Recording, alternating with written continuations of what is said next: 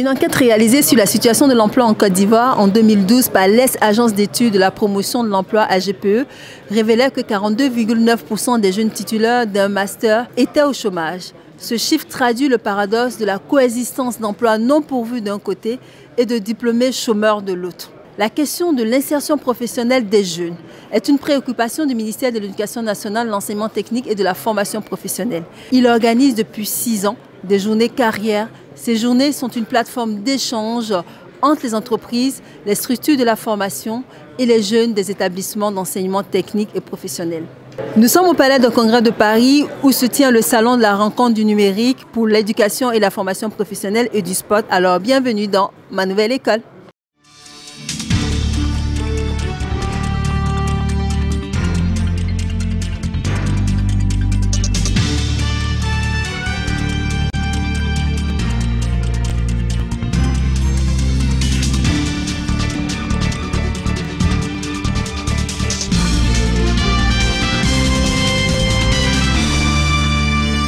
Au sommaire de cette émission, le mobile learning, les TIC au profit de la formation continue des enseignants du primaire et du secondaire. Les journées carrières, un rendez-vous pour ouvrir les voies d'insertion socio-professionnelle après l'école.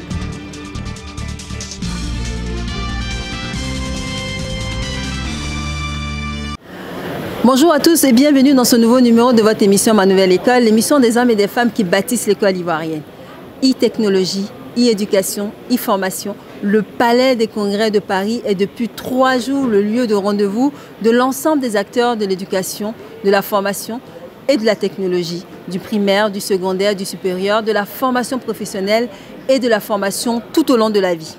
EduSpot, c'est son nom, permet la rencontre entre tous les acteurs qui visent un même objectif, accompagner la transformation numérique dans les apprentissages.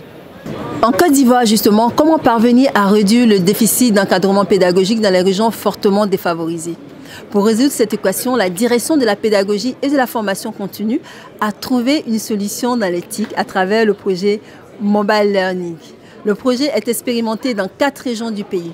Il consiste à donner 11 000 tablettes connectées aux enseignants et aux encadreurs en leur fournissant des contenus pédagogiques adaptés. Concrètement, comment un enseignant peut-il poursuivre sa formation continue à distance grâce à une tablette? Nous nous sommes rendus dans la région de Divo pour voir justement comment cela fonctionne. Le projet Mobile Learning ou M-Learning est un moyen pour renforcer les capacités des enseignants en mettant des tablettes connectées à leur disposition. C'est le pari que le ministère de l'Éducation nationale ivoirien expérimente dans 5 régions à l'intérieur du pays. Aboville, Bouna, Bondiali, Divo et Séguéla sont les bénéficiaires de ce programme. Le projet concerne 1000 enseignants et 50 encadreurs pédagogiques appelés des tuteurs. M. Kone Seydou, professeur de mathématiques au lycée moderne 1 de Divo, est l'un des bénéficiaires du projet. À la veille d'un jour de classe ordinaire, nous lui avons rendu visite pour voir à quoi lui sert sa tablette. J'ai une activité à mener demain sur le rectangle en 5e. En tout cas, chaque préparation, j'essaie de revenir à la tablette pour voir est-ce que tout ce que j'ai appris, est-ce que tout est, tout se retrouve dans ma préparation. Et même les évaluations. Quand je fais les évaluations également, j'essaie de revoir est-ce que les évaluations que je veux proposer à mes élèves, est-ce que ces évaluations tiennent compte de ces différents types de raisonnements. Vraiment, cette tablette nous a apporté beaucoup de choses. En tout cas, elle permet de nous remettre beaucoup en cause au niveau des préparations et également au niveau des évaluations. Après son auto-formation, nous retrouvons M. Kone le lendemain en classe avec ses élèves. Les modules proposés dans la tablette ont-ils un impact sur son enseignement? On observe la figure codée et puis il faut justifier qu'il n'est pas un rectangle. Au travail? Bien, c'est ce que nous avons préparé hier soir. Il fallait faire ressortir à travers Mobile Learning les différents types de raisonnements mathématiques que nous pouvons voir au collège. Il y a le raisonnement par contre-exemple qui ne sort pas toujours dans les différents exercices proposés. Mais avec Mobile Learning, Dieu merci, ça nous ressuscite cela. Il faut amener les élèves à retrouver tous les types de raisonnement. Le raisonnement direct, c'est ce qu'on a l'habitude d'utiliser, mais il faut aussi attirer l'attention de nos élèves sur le raisonnement par contre-exemple. Il suffit qu'un élément soit faux pour qu'on puisse tirer une conclusion. Vraiment, nous apprécions beaucoup la venue de Mobile Learning. Vraiment, si ça pouvait être étendu à tous les professeurs, ça allait vraiment apporter quelque chose à nos élèves. Quels sont les modules contenus dans ces tablettes?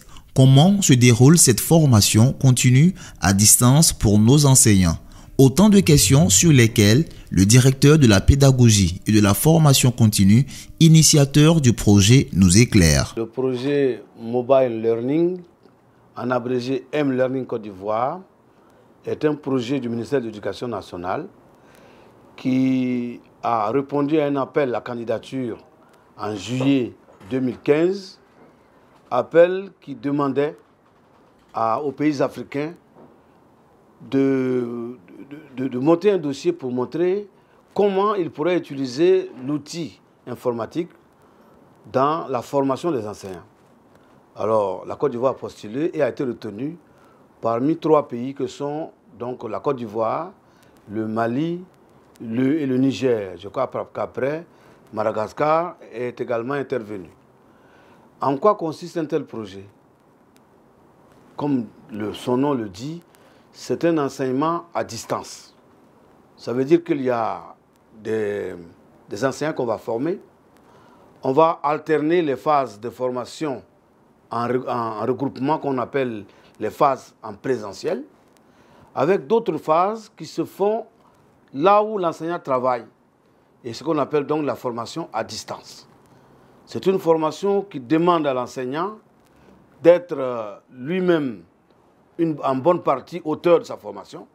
Tout, on parle d'auto-formation. Et comme l'enseignant ne peut pas tout faire seul, on a instauré ce qu'on appelle les tuteurs. Il s'agit donc, le Mobile Learning Côte d'Ivoire est une auto-formation tutorée. On a donné 1000 tablettes à tous les enseignants formés. On en a donné 50 aux 50 tuteurs. Et les directeurs régionaux des régions concernées que je viens de citer ont également des tablettes. On peut se dire, mais à quoi ça sert d'en donner à un directeur régional? Eh bien, tous les modules sont embarqués dans les tablettes. Le travail que fait l'encadreur, l'enseignant, est vu par son tuteur. De même, le directeur régional voit le travail. Et nous, ici, à la direction de la pédagogie, nous voyons pour chacun des enseignants. Donc, le suivi se fait en local, en région et au plan national. Nous sommes au XXIe siècle. La formation en regroupement qui coûte très cher et qui n'est pas plus efficace que celle que nous expérimentons, mérite d'être revue.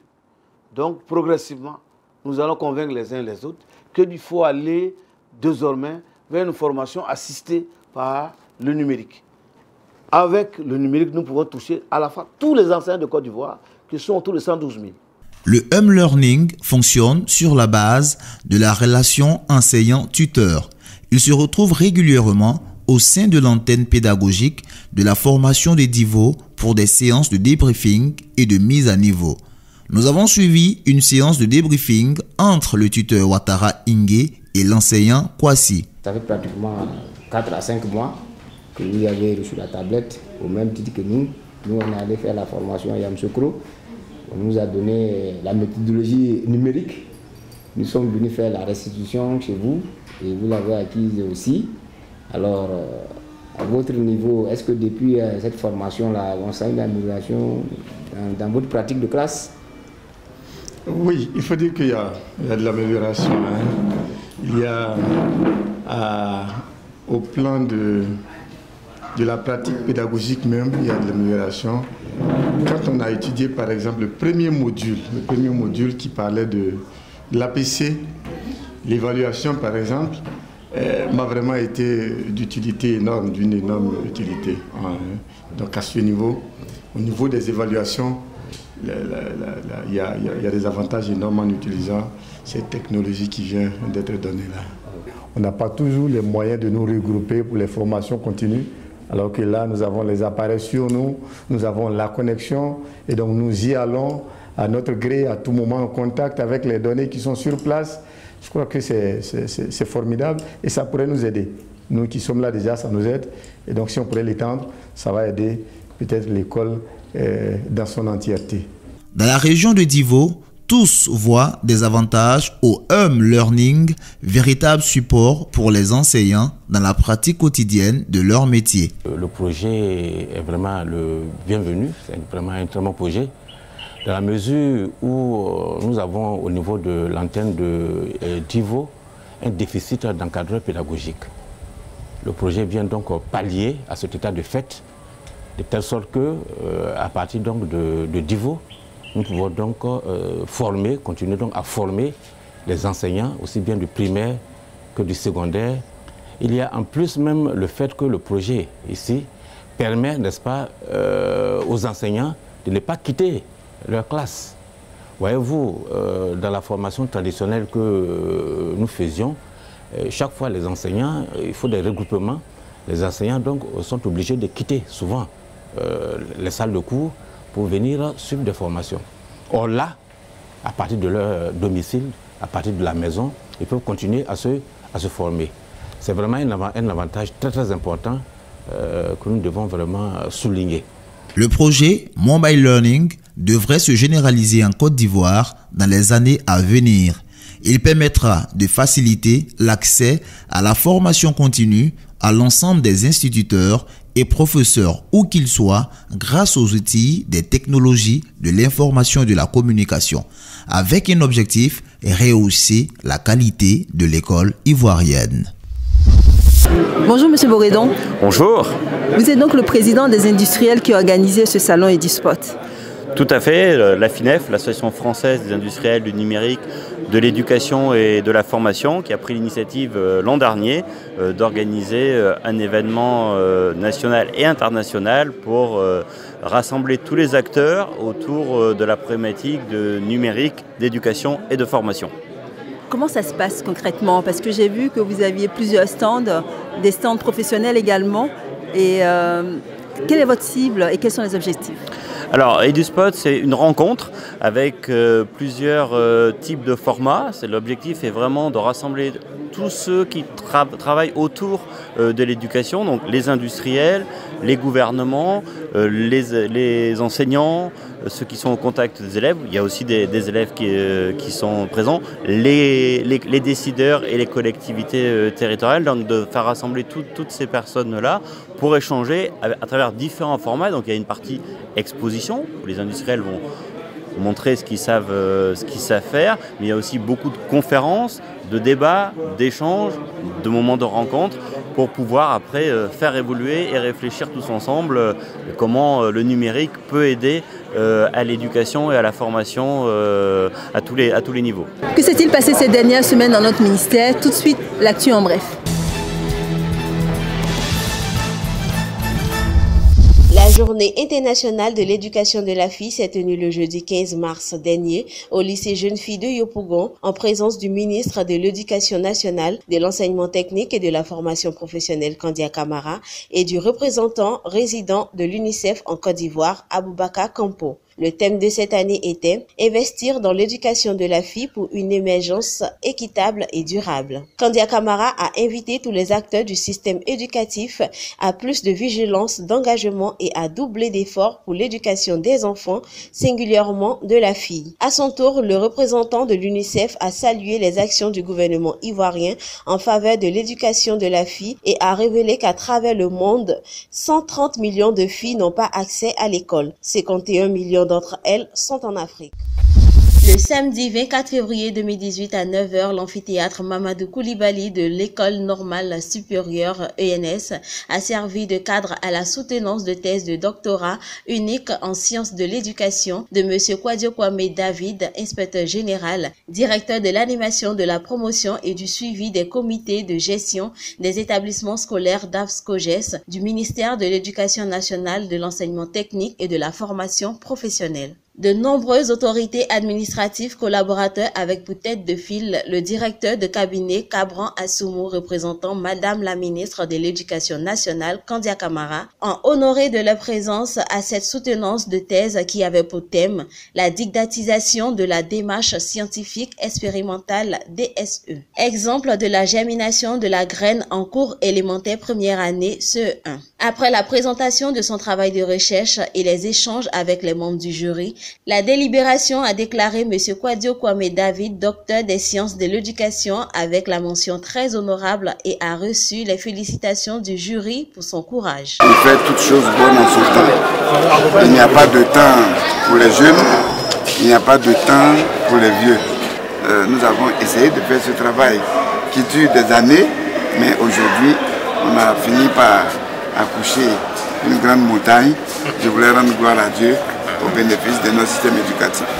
Lancé en 2013 par la ministre Kandia Camara, les journées carrières sont aujourd'hui une tribune d'échange et de partage d'expériences entre les élèves, les établissements et structures de formation, les entreprises et différents corps de métier. Le lancement de la 6e édition s'est déroulé à Daloa, dans la capitale du Haut-Sassandra. Pendant 3 jours, nous sommes allés à la rencontre de ces milliers d'élèves et de ces centaines d'exposants qui sont venus et qui avaient le même objectif.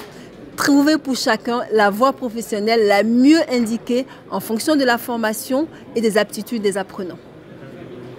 Je vais déclarer lancer la 6e édition des journées carrières ici à Daloa. Je vous remercie. Nous y voilà, au milieu de milliers d'élèves et d'étudiants venus des établissements d'enseignement généraux et techniques. Ils veulent s'informer sur leur orientation scolaire et professionnelle. Objectif, découvrir les opportunités d'insertion offertes par les professionnels des différents corps de métier. Le décor est planté. Les élèves ont des motivations particulières. Bon, aujourd'hui, c'est la journée carrière. Nous sommes venus pour nous informer sur les différentes carrières que nous devons faire après les études. Ces motivations évoquées par les participants, il faut se rendre sur les différents stands pour les comprendre. Chez nous, on forme les électriciens, les électroniciens. On peut vous former en comptabilité. Celui ou celle qui veut se former en comptabilité, peut venir chez nous. Cette année, plus de 80 exposants sont venus courtiser nos élèves et étudiants en leur présentant ce qu'ils réservent de meilleur pour le futur des visiteurs. Un premier arrêt au stand de l'INJS nous permet d'en savoir plus sur les métiers du sport et l'engouement des visiteurs. C'est ce que vous connaissez, mais il y a des gens qui ont fait la même formation, mais qui ne sont pas dans les lycées, qui sont dans les ministères et qui travaillent dans le cadre du sport et de la jeunesse. Je voudrais savoir quels sont les critères pour entrer à l'INJS. Donc avec ton bac, tu fais la liste des dossiers qui sont les dossiers habituels, inscrit naissance, casier judiciaire, tout ça, tu fais les dossiers pour le concours et puis tu viens pour être candidat au concours.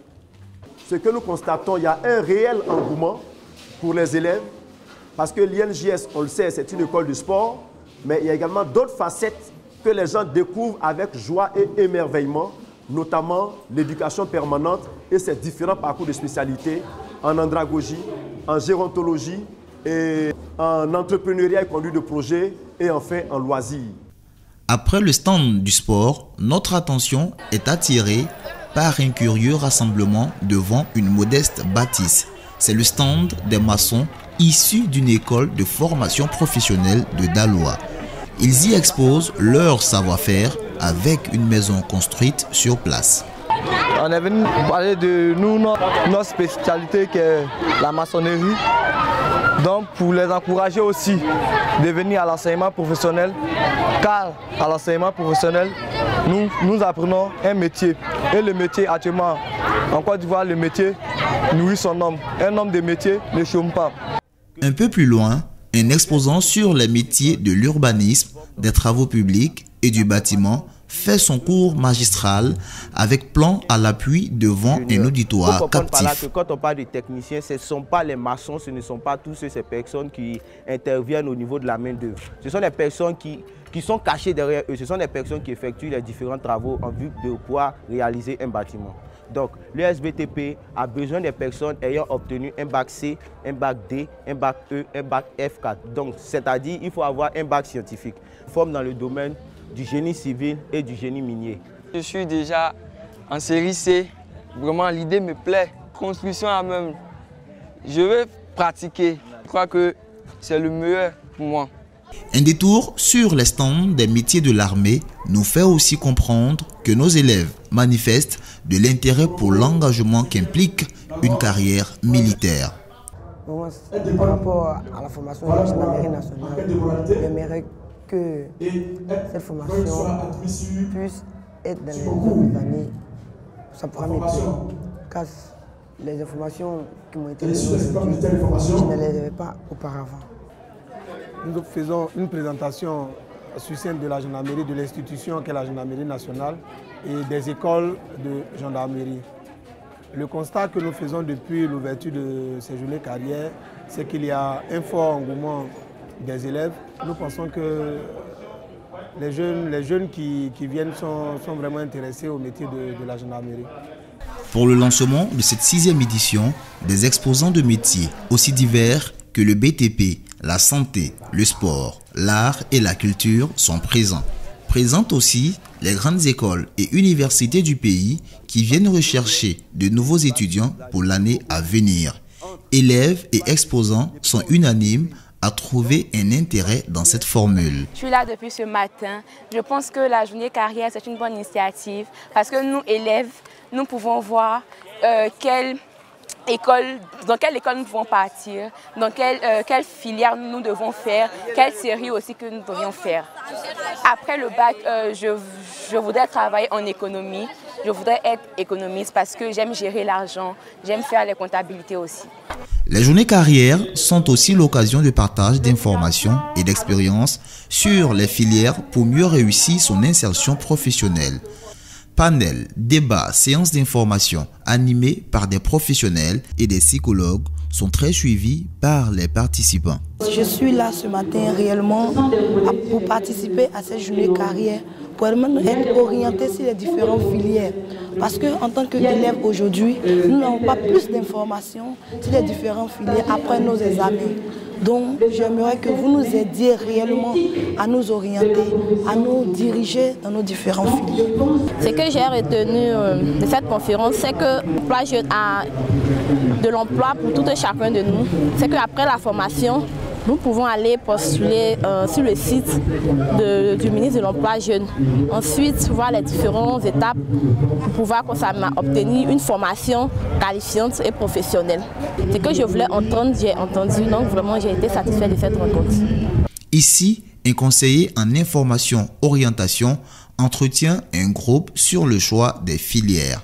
Ceux que vous appelez les cracks dans les classes, ils aiment lire, ils aiment faire beaucoup d'exercices, ils aiment l'école. L'école n'est pas un fardeau pour eux. Mais il y a certains parmi vous, ils ont peur de venir à l'école. Mais s'ils restent à la maison, les parents vont leur poser des questions. Donc ils sont obligés de venir à l'école. Je ne voudrais pas que vous soyez comme ça. Des aînés, modèles de réussite, viennent partager leur expérience, leur parcours pour servir d'exemple aux plus jeunes. Des échanges particulièrement prisés des élèves. Bien étant jeune, je me suis rendu compte qu'ici à Dawa, il n'y avait pas de juge. Il n'y en avait pas un qui était sorti de Dawa pour être juge. Je dis, mais pourquoi pas moi? Mais je suis contente de l'enthousiasme des élèves qui ont été très intéressés par mon exposé, qui ont posé des questions franches. Et moi aussi, je leur ai donné des réponses directes. J'espère que ça leur servira et qu'ils pourront s'inspirer de mon humble exemple. Cheville ouvrière de ces journées d'information et d'orientation, le directeur de l'orientation et des bourses, M. Jérôme Ayekoué, dresse le bilan de ces 3 jours d'échange et d'information. L'objectif majeur pour cette activité, c'est de permettre aux enfants de s'informer des filières de formation et des métiers qui existent, de sorte à opérer des choix opérationnels, des choix pertinents au thème de leur vie scolaire. L'orientation scolaire est l'élément de transition qui assure le passage entre l'école et la vie scolaire. Donc aujourd'hui, cette année, on a vu 80 stands, 80 structures exposantes qui ont permis aux enfants de mobiliser les informations nécessaires, de rêver et de construire leur vie dans le futur. C'est l'objectif majeur. C'est une occasion pour nous de donner goût aux enfants à aller à l'école. de savoir que l'école débouche sur une activité lucrative, que l'école permet de se réaliser dans la vie de tous les jours. Je voudrais bien être maçon, mais comment devenir un maçon de qualité demain? Comment être un maçon différent du maçon qu'on a connu de tous les jours? Quand il sortira, il ne sera plus maçon, on l'appellera technicien en bâtiment. Et il est différent du maçon qu'on a connu tous les jours, de sorte que la Côte d'Ivoire change de visage. Ce sont tous ces éléments-là qui participent de l'émergence de la Côte d'Ivoire. Ce n'est pas la mobilisation de la richesse économique, mais c'est le changement de profil de l'Ivoirien qui doit contribuer à soit les assises de l'émergence en Côte d'Ivoire. On attendait au minimum 100 000 élèves, mais je crois qu'on est au-delà des statistiques. Au regard de toute la mobilisation qui s'est faite ici à Daloa, nous voulons dire bravo à monsieur le directeur régional de Daloa pour avoir réussi ce pari. Pièce essentielle d'une politique plus large visant à améliorer la formation des ressources humaines, qu'il s'agit de rendre compatible avec les attentes du monde du travail, les journées carrières, après 5 ans d'existence, ont trouvé leur vitesse de croisière. La mobilisation des acteurs de l'école, des structures de formation, des entreprises et corps de métier, ainsi que des partenaires autour de la question de l'insertion socio-professionnelle des jeunes s'avère un moyen efficace de leur employabilité. Voilà, c'est la fin de ce numéro consacré aux journées d'orientation et d'insertion de nos jeunes et de la e-éducation ou e-tech. Merci de nous rester fidèles, mais surtout n'oubliez pas, l'école ivoirienne c'est nous, mais c'est surtout vous qui la construisez chaque jour. Rendez-vous le dernier dimanche du mois prochain pour un autre numéro de votre émission, Ma Nouvelle École.